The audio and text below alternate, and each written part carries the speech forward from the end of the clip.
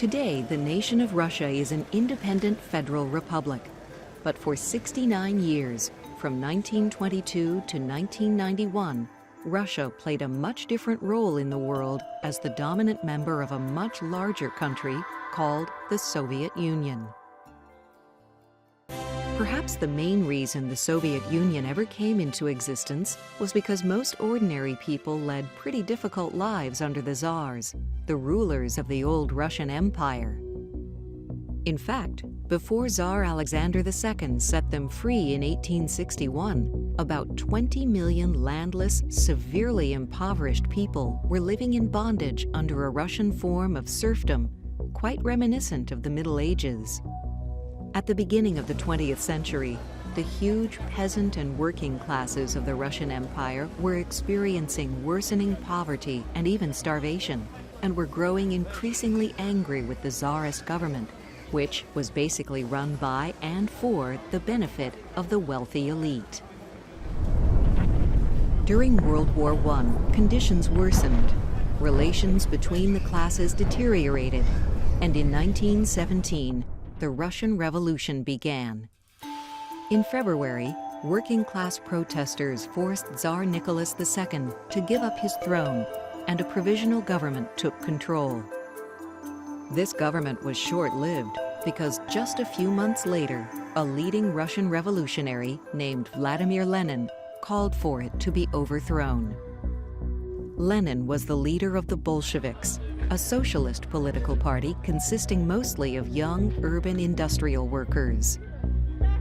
Lenin was inspired by the writings of Karl Marx, a philosopher who taught that the old capitalist, monarchist system should be replaced by a communistic system in order to more fairly distribute wealth, resources, and power.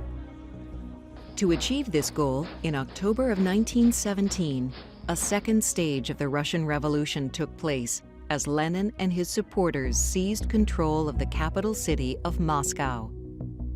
Lenin immediately began to implement radical communist economic policies. The government took control of all privately owned property, including farms, factories, and banks.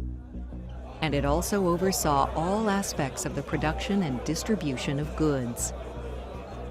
In 1918, Russia descended into an extremely deadly civil war between the communist Bolshevik Red Army and the White Army, which was made up of monarchists, supporters of capitalism, and even members of other socialist movements. At first, the Red Army's occupation was mostly limited to the large urban areas of Russia in its west, but in 1919, Bolshevik power began to spread. And by then, the Tsar and his family had been executed by the Bolsheviks. The growing success of the communists in the Civil War coincided with the departure at the end of World War I of the Western Allied forces that had supported the Russian White Army.